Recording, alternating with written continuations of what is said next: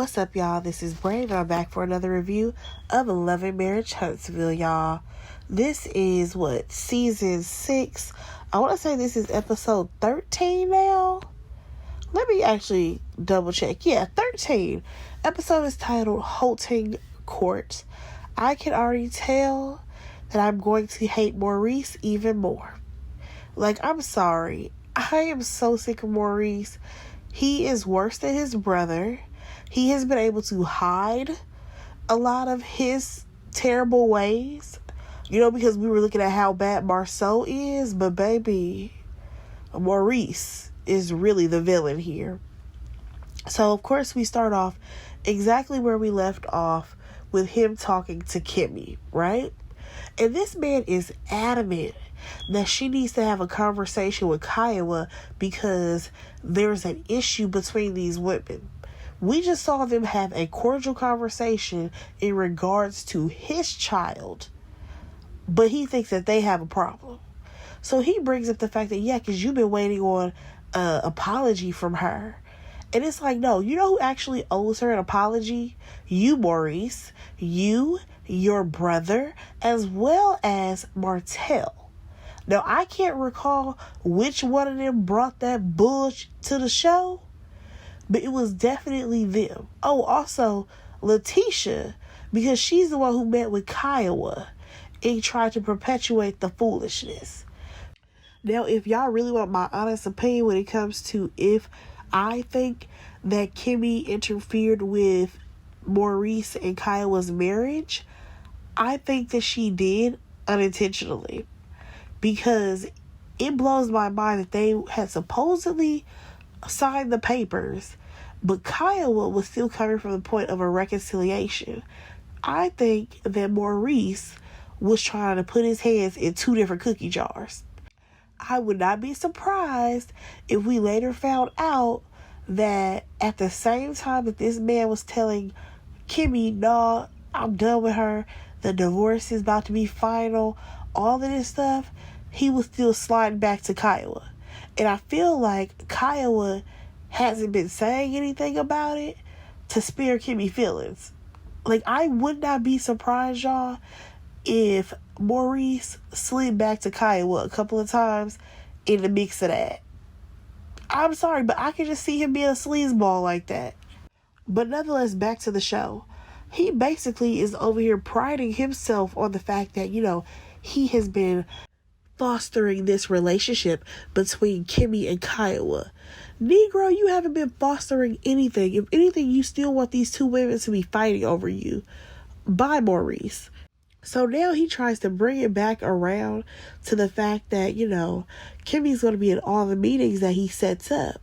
Because that's what he wants. He wants her to attend all of the therapy sessions and whatever else that comes up.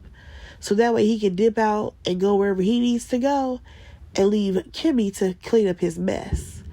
Y'all, I was so over it once Kimmy started to explain about her and Kiowa and the drama, because I'm like, you mean to tell me you really let him get into your head?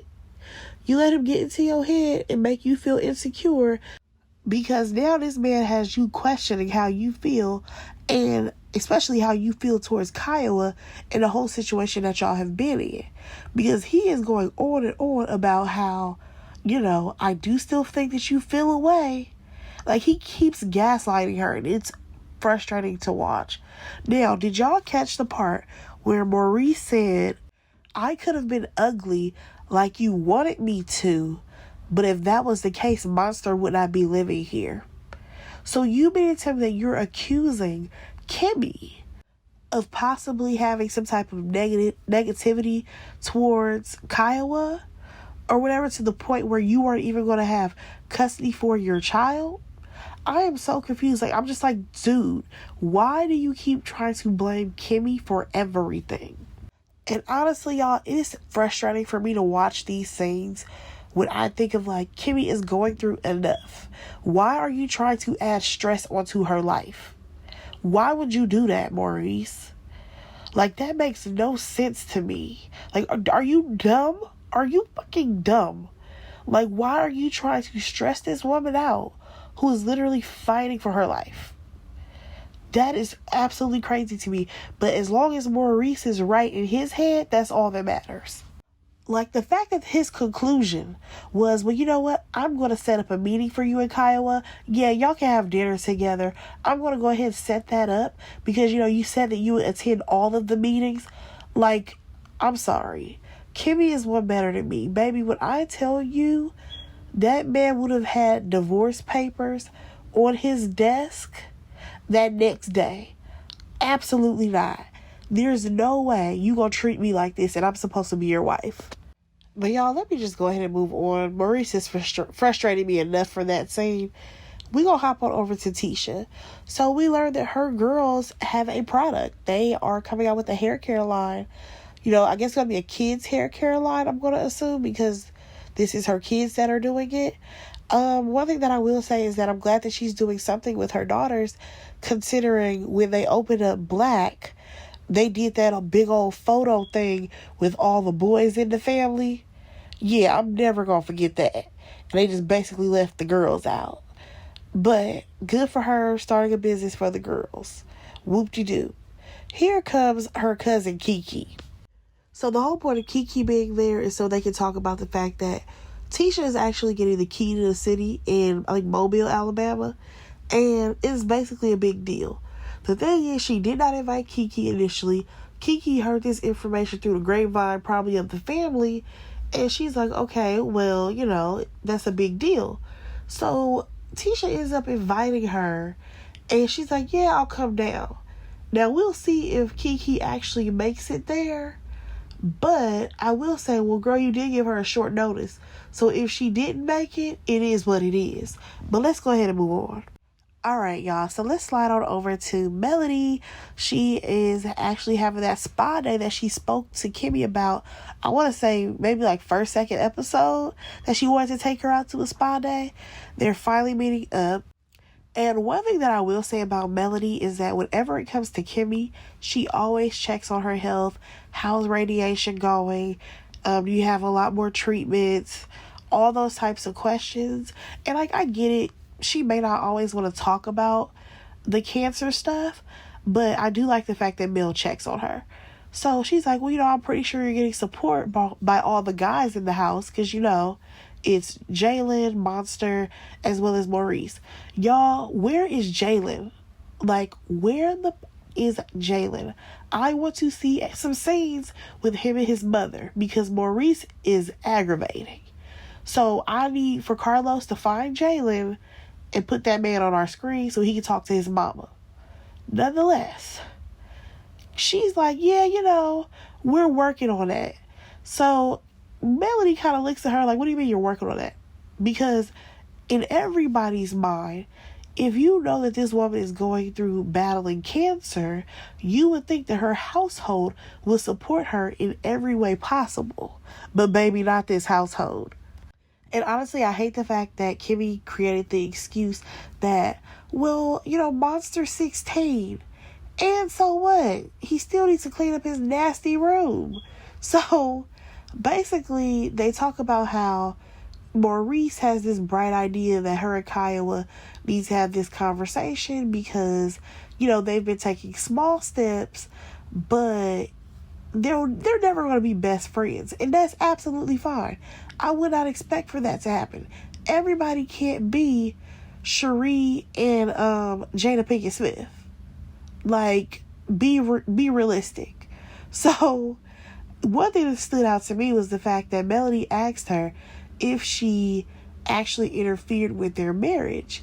And she's like, no, absolutely not. I did not interfere with their marriage, but that's what Kiowa has said.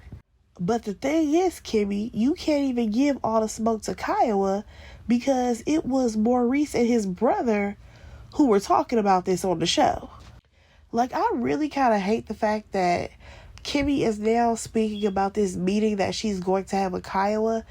Yeah, we're going to meet up and talk about things as if this is a good idea. No, I honestly feel like her and Kiowa could have left things how they are. They are moving in a positive direction. I don't see any issues that they're having. It blows my mind how Maurice literally tricked her into believing that there was an issue with her and Kiowa, where the actual issue was the fact that these women were actually making sense and getting along and realizing that Monster needed help, while Maurice had no answers, no solutions, nothing that could benefit this child. And he actually wants these women to have an issue with each other because it makes him feel like the big man on campus, because Kyle may still have feelings for him and Kimmy's my wife, so she gotta fight for me. I feel like that's the energy that's happening right now. But nonetheless, they talk about that last comeback meeting. And of course, we already know Mel is not about to participate in the Black Expo.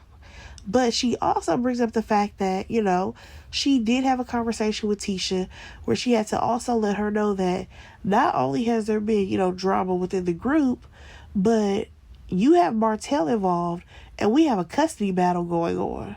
Why would I want to do anything with that man? And speaking of this, honestly, I was irritated because the fact that Melody's like, I have this whole case that's taking forever and he wants full custody. And it bothered me that Kimmy did not stand up for Mel in that moment and be like, you know what? It's crazy to me that this man wants to take your kids away from you. And I know that you're a damn good mother. No, her response was, you guys have to kind of come to some type of common ground because it's all about the kids, or however she worded that. And I'm just like, no, that was not the statement to say in that moment. Like, I understand that you're friends with Martell, but you have to be honest and call a thing a thing. What he's doing is wrong. And it's bothering me that it seems like everybody is skating around the fact that Martell is taking this woman to court for full custody of their children. And nobody is saying anything. They're just smiling in Martell's face and smiling in Melody's face as if this is all normal. Y'all, let me just go ahead and move on. Alright, so now we back with Tisha. She's getting her hair braided. And she lets us know that she got the key to the city in Mobile, Alabama. She brought her family. It was a great little event for her. She meets up with Kiki, right? Or should I say Kiki comes to the salon. And Kiki is talking about how, she has all these, side effects of the medications that she's on. So she's on something called methadone. I'm going to be completely honest, I don't really know much about it. I believe that it's a drug that basically helps people who are addicted to drugs. It helps them, not have to go through withdrawals or something like that. But she said that she's been on it for a year and she's ready to wean herself off of it. Right? Because she's talking about she be sweating and all this stuff. And I'm like, or are you up in age and now you having hot flashes? Also, when she mentioned methadone, the first thing I thought of was Marie Monroe and how she has all these methadone clinics on the Bell Collective.